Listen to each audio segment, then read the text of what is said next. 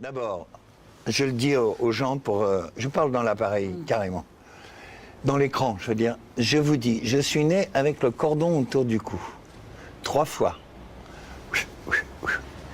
Et je suis né, c'est ma mère qui m'a dit ça, mais très tard dans ma vie. Et heureusement qu'elle me l'a dit avant de s'en aller ailleurs, hein, parce que je l'aurais jamais su. Et il y a un truc que je comprenais pas, c'est pourquoi je criais. Quand je criais, dans le rock'n'roll, tu sais, ouais, non, je croyais que j'étais puissant. Et en fait, je l'étais, puisque j'essayais inconsciemment de me dégager de cette émotion-là. Et il a fallu attendre longtemps. Si, quand je chantais des chansons calmes et tout, la voix était très posée, c'était bien, quoi. Et c'est tout, tu vois, le traumatisme qui revient, traumatisme pneus, le traumatisme pneu, Michelin.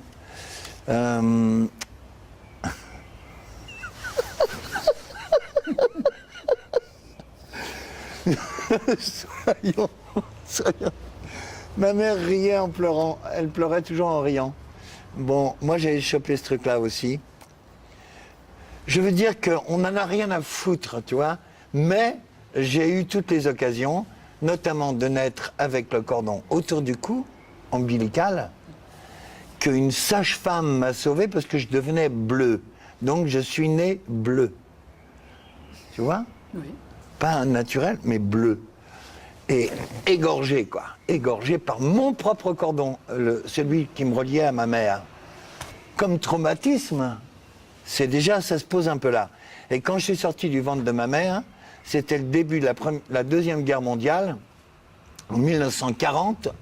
Et dès que j'ai fait mes premiers pas en dehors de la maison, il y avait les armées allemandes et les commandos de la mort lancés par Hitler sur toute l'Europe. Donc, tu vois, deuxième cas de traumatisme. Troisième, alors il y en a un, je passerai sous silence. C'est l'attaque des pédophiles, mais bon, ce serait trop long, il faudra un bouquin pour expliquer ça, parce que j'étais assez mignon et ils en voulaient à mon cul. Mais même un curé, que j'ai dû remettre à sa place en lui disant que j'allais le dénoncer à mon père. Et puis, par la suite, la guerre d'Algérie, où, grâce à Dieu, je suis allé après mon frère, qui s'est tapé 3 ans d'armée, et moi, 2 ans et 4 mois. Et quand je suis arrivé en 2 ans et 6 mois, je crois, je sais pas. Et quand je suis arrivé en Algérie, c'était en 62, et c'était le cessez-le-feu. Les accords d'Évian. Évian, j'en bois toujours, dis donc. Tu te rends compte le rapport, le traumatisme que je suis obligé de boire de l'Évian, et on n'a pas le droit de faire de la publicité, mais je le dis, pour me remémorer les accords d'Évian qui m'ont permis d'échapper à la continuité de la tuerie, quoi. Moi qui n'étais pas du tout pour l'armée, évidemment, et tout à fait anti-guerre coloniale, quoi. Tout à fait. Et anti-raciste. Hein. Tout à fait.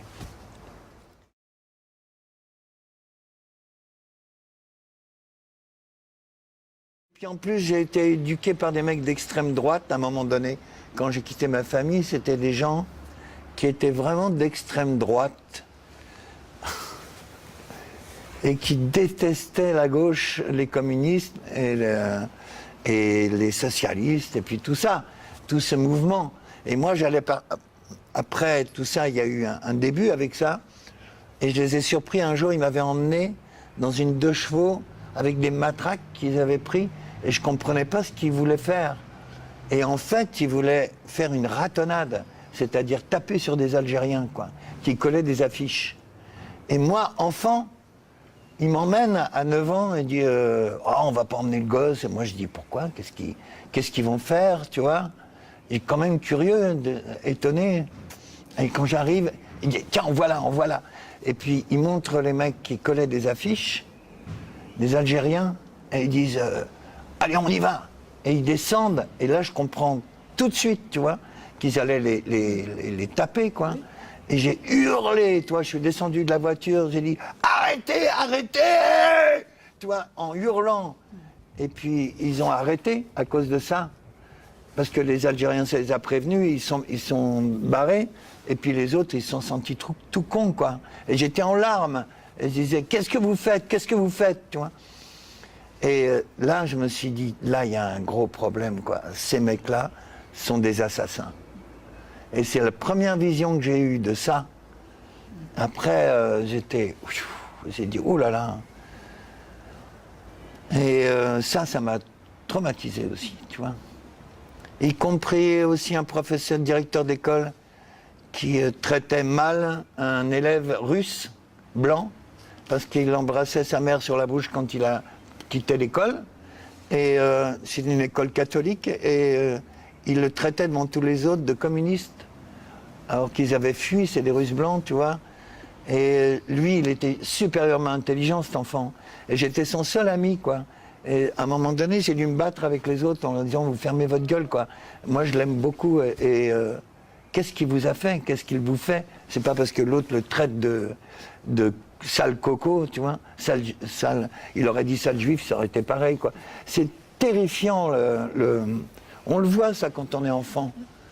Après, mon fils Ken, qui était un peu yellow, jaune, parce que mi-vietnamien, mi-alsacien, belge, encore heureux qu'il ne m'ait pas attaqué sur ma belgitude, tu vois. Déjà, j'ai dû m'avaler plein de blagues où on disait, oui, il est lourd, il est belge. En plus, alsacien, tu sais, c'était... Traité de sale boche aussi devant la maison. Ma grand-mère qui dit, je suis plus française que vous. Et dès que j'étais petit, j'étais confronté à ça, forcément. Puisque guerre mondiale, puisque sale boche les Alsaciens, puisque cordon autour du cou, puisque la guerre d'Algérie, la guerre d'Algérie qui a démarré en...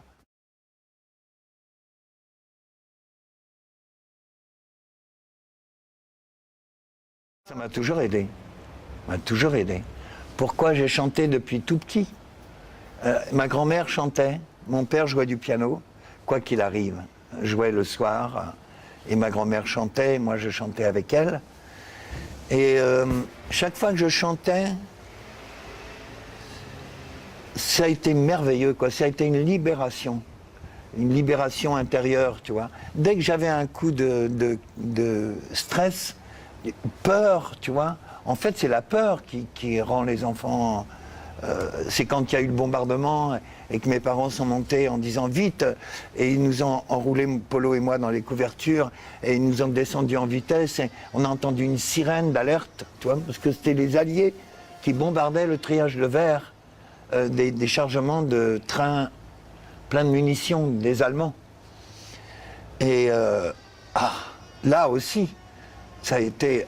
Parce qu'après, jusqu'à l'âge de 11 ans, et ça, c'était à l'âge de 5 ans, tu vois. Et jusqu'à l'âge de 11 ans, j'ai pissé au lit chaque fois qu'un avion à moteur passait au-dessus de la maison, le soir, quoi, la nuit. J'ai toujours pissé au lit, quoi. Et je me disais, c'est une honte, jusqu'à 6 ans, 11 ans, 12 ans. Et peur, tu vois, peur, l'angoisse. Alors t'imagines maintenant tous ces enfants qui sont dans les pays, là, qu'on attaque et que...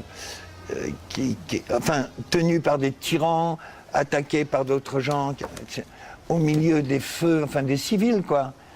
Comme on était, nous, des civils, en emportant leurs 2 enfants. Et puis je me disais à chaque fois, mais c'est d'une atrocité, quoi. C'est dégueulasse. Comment ça se fait que ça existe? Et quand tu es tout petit, tu te prends en pleine gueule, quoi. Et puis après aussi, c'est pour ça que je suis vraiment, mais complètement contre la guerre. C'est parce que ça fait un mal fou et ça n'est jamais, ça ne se guérit jamais. Parce qu'après, les gens gardent de la rancœur, de la rancune, et puis ils le transmettent à leurs enfants. C'est pour ça que j'avais écrit La Croisade des enfants. Tu vois, en disant, qui apprend la guerre à ses enfants? Tu vois, pourra-t-on un jour vivre sur la terre sans colère, sans mépris, sans garder au fond de son cœur le mystère de la vie, Dans le ventre de l'univers, des milliards d'étoiles naissent et meurent à chaque instant, où l'homme apprend la guerre à ses enfants. C'était toujours, et toutes les paroles que j'ai écrites dans toutes les chansons, y compris les chansons d'humour, y compris les grandes déconnantes comme l'attentat à la pudeur ou des trucs. C'est parce que l'humour et l'amour sont les défenses des gens qui n'ont pas d'armes, autres que ça. Et c'est énorme. Quand il y a Coluche qui faisait plier la France en deux, comme il disait, en quatre,